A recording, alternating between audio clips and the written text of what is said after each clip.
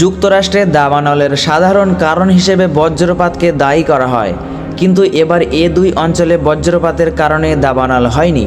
কেউ আগুন দিয়েছে বা গ্যাস বিদ্যুতের সংযোগ থেকে দাবানলের সূত্রপাত হয়েছে, এখন পর্যন্ত সরকারিভাবে এমন কোনো ইঙ্গিতও দেওয়া হয়নি। বজ্রপাতের এই দুই উৎসকেই দাবানলের সবচেয়ে বড় কারণ হিসেবে ধরা হয়।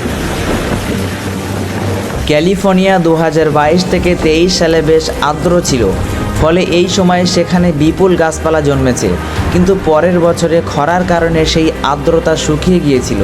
এতে সেখানে প্রচুর পরিমাণে ছোটোখাটো দাবানল সৃষ্টি হয়েছিল।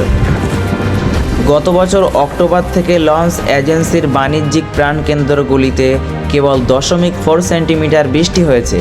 এই নজরবিহীন শুষ্ক সময় এবং শান্ত অ্যানা হিসেবে পরিচিত সমুদ্রের শক্তিশালী ঝোড়ো হাওয়া একসঙ্গে মিলিয়ে দাবানল সৃষ্টির অনুকূল পরিবেশ তৈরি করেছিল। বিবিসির আবহাওয়া পূর্বাভাস বিশেষজ্ঞ সারাহ কিথ লুকাস বলেন, অন্তত আগামী সপ্তাহে দাবানল কবলিত অঞ্চলে বৃষ্টিপাতের কোনো পূর্বাভাস নেই। স্থানীয় সময় শুক্রবার বিকেল থেকে শনিবার পর্যন্ত দাবানল কবলিত অঞ্চলে বাতাসের গতি কিছুটা কমেছে, কিন্তু পূর্বাভাস বিশেষজ্ঞরা সতর্ক করে বলেছেন, ঝোড়ো হাওয়া রোববার থেকে সোমবারের মধ্যে ফের বাড়তে পারে।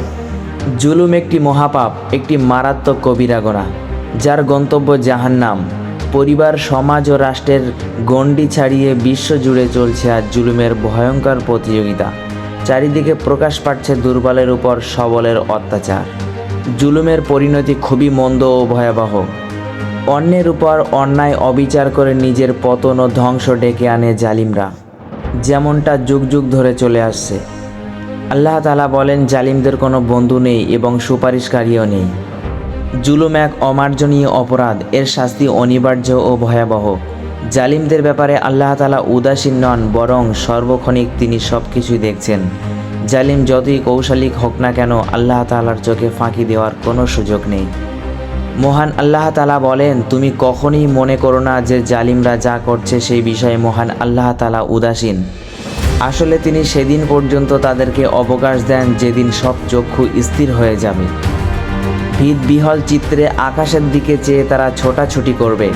আতঙ্কে তাদের নিজেদের দিকেও ফিরবে না তারা, বরং তাদের অন্তর হবে ভয়ানক উদাস। সেই দিন সম্পর্কে তুমি মানুষদের সতর্ক করো যেদিন তার শাস্তি আসবে। যেদিন জালিমরা বলবে, হে আমাদের প্রতিপালক, আমাদের কিছুকালের জন্য অবকাশ দাও, আমরা তোমার আহ্বানে সাড়া দেব এবং রসুলদের অনুসরণ করব। তখন তাদের বলা হবে, তোমরা কি পূর্বে শপথ করে বলতে না যে তোমাদের কোনো পতন নেই? সূরা ইব্রাহিম।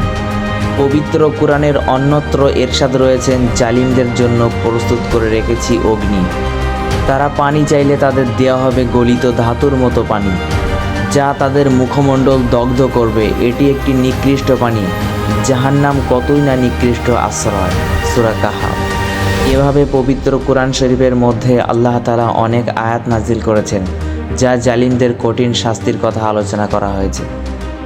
এভাবে পবিত্র কুরআন শরীফে অনেক আয়াত রয়েছে যাতে জালিমদের কঠিন শাস্তির কথা আলোচনা করা হয়েছে। আল্লাহ জালিমকে ছাড় দেন, কিন্তু ছেড়ে দেন না। জালিমকে তার জুলুমের শাস্তি অবশ্যই ভোগ করতে হবে। মজলুমের কাছে মাপ চেয়ে মাপ করানো ছাড়া এর শাস্তি থেকে বাঁচার কোনো উপায় নেই।